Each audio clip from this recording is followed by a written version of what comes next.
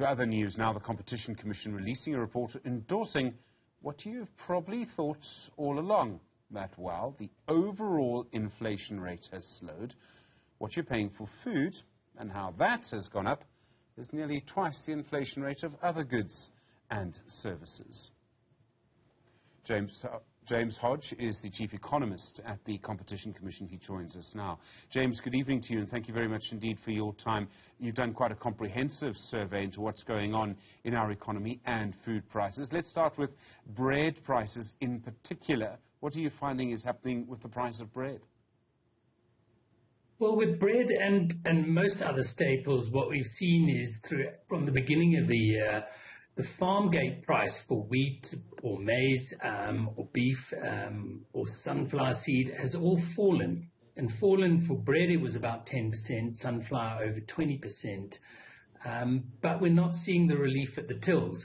And so the question we've started to look into in this food price monitoring report is why is that the case and where is the blockage? And it's a mixture of processor prices not declining and retail prices not declining. And that maybe explains why food inflation remains twice that of overall inflation, which has come down. So, I mean, does that mean automatically that someone's making a profit? They might say they need to recover money they lost earlier. Could it be because of load shedding in some way?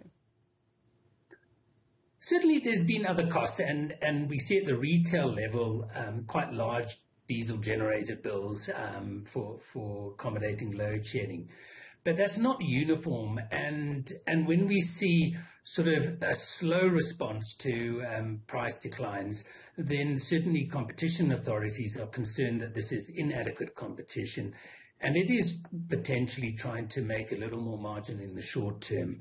But ultimately, I think these retailers and processors do need to come to account, because it's very easy to hide behind the sort of cover of general cost inflation, load shedding. What we're trying to pull out is in essence, how much could that be? And what's useful is now companies are reporting on that cost. So we see Premier Milling saying this really doesn't affect their business much. Poultry, much more different, but and retailers, again, different. But it's not a uniform cost, and it to our mind, doesn't explain everything. You've also been looking at the cattle industry, the beef industry. I mean, we sort of eat the beef of the cattle industry. How's that changed over the last few years? You're worried that it seems that it's becoming a bit more concentrated? Yes, certainly this is something we're seeing, and we're seeing it across agriculture. But beef, what we've seen is the number of commercial farmers has halved in the last sort of 5-6 years. You're now having a few feedlots, a particularly apt name for those that feed up the cattle to prepare them for slaughter. But now just a handful accounting for almost 50% of the slaughtered cattle. And again, abattoirs the same. So we are seeing growing concentration. But what's interesting is in the last year, it's in fact the cattle and carcass prices that have come down about 20%, but retail prices have not. And so that's another question we have as to why not over quite a sustained period of a year. The big food companies, so I'm talking about the processing companies, there's sort of two big ones really, I suppose.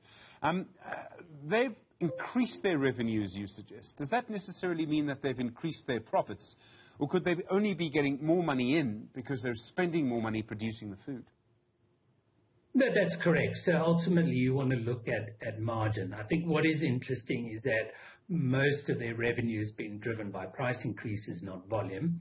For some of them, the margins are relatively stable, and the margins in divisions such as baking and maize are somewhat higher than the company average.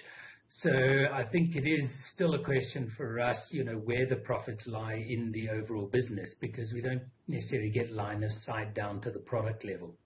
You obviously have conducted the survey. You can see some of what's happening. At this stage, you're not suggesting there should be any intervention. Well, Stephen, what we're seeing in the market is not always a contravention of the Act, which sets quite a high standard for a substantial effect. But it is a concern to us, and I think the important message coming through here is that the farm gate prices have been coming down quite consistently from the beginning of the year, but the final retail price is not, and that may be due to the processor prices staying high or the retailers.